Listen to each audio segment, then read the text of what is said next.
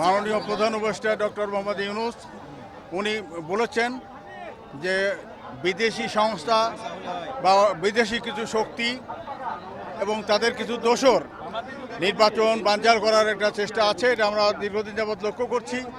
সেই ধারাবাহিকতাতেই দুর্ভাগ্যের বিষয় যারা আমাদের সাথে আন্দোলনে ছিলেন তাদের মধ্যে কিছু শক্তিও নতুন নতুন কিছু উপসর্গ সামনে নিয়ে আসছে।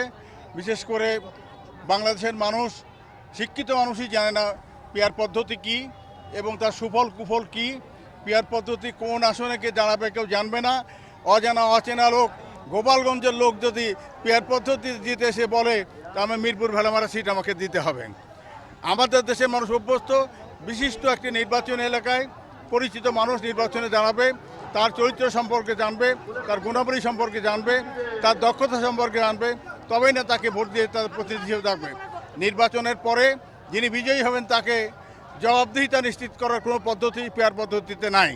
সেই কারণে যারা আজকে পেয়ার পদ্ধতি নিয়ে কথা বলছেন তাদেরকে অনুরোধ করব, আপনারা বাংলাদেশের সবচেয়ে বিচক্ষণ রাজনীতিবিদ, দীর্ঘদিনের অভিজ্ঞতা, সবচেয়ে জনপ্রিয় রাজনীতিবিদ, যার মধ্যে সহনশীলতা আছে, যিনি বাংলাদেশকে সবচেয়ে বেশি ভালোবাসেন এবং বাংলাদেশের স্বাধীনতা সার্বভৌমত্ব রক্ষার অতন্ত্র প্রহরী, আমাদের বাংলাদেশ জাতীয়তাবাদী দলের চেয়ারপারসন, সফল 3 বারের প্রধানমন্ত্রী দেশনেত্রী বেগম খালেদা জিয়ার সাথে আজকে যারা পিআরের উদ্যোক্তা জামাত ইসলামী নেতা যদি দেশনেত্রী বেগম খালেদা জিয়ার সাথে পরামর্শ করে, আমার বিশ্বাস যে অচল অবস্থা সৃষ্টি হচ্ছে এটা কেটে যাবে, বাংলাদেশের স্বাধীনতা সার্বভৌমত্ব রক্ষা হবে।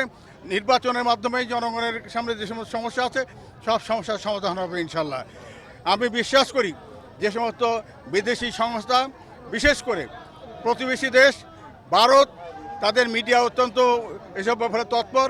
বিদেশি সংস্থাদের কাছে আর আমাদের দেশ থেকে পালিয়ে যাওয়া যে মোদি সাহেবের যে মেহমান দিল্লিতে ভারত সরকারের সহযোগিতায় উনি এই যে নৈরাজ্যকর অবস্থা সৃষ্টি করার জন্য, বিশৃঙ্খলা সৃষ্টি করার জন্য, নির্বাচন বানচাল করার জন্য এই পিআর বা অন্যান্য বিষয়গুলো সামনে নিয়ে এসে এবং নির্বাচন বানচালের চক্রান্ত সাথে লিপ্ত আছে।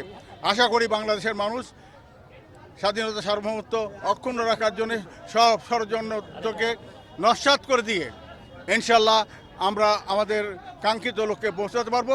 নির্বাচনে ইনশাল্লাহ যথাসময় হবে এবং নির্বাচনের মাধ্যমে জনগণের সরকার প্রতিষ্ঠিত হবে।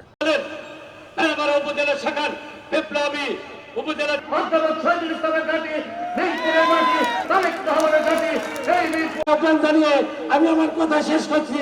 সবাইকে ধন্যবাদ। আসসালামু আলাইকুম।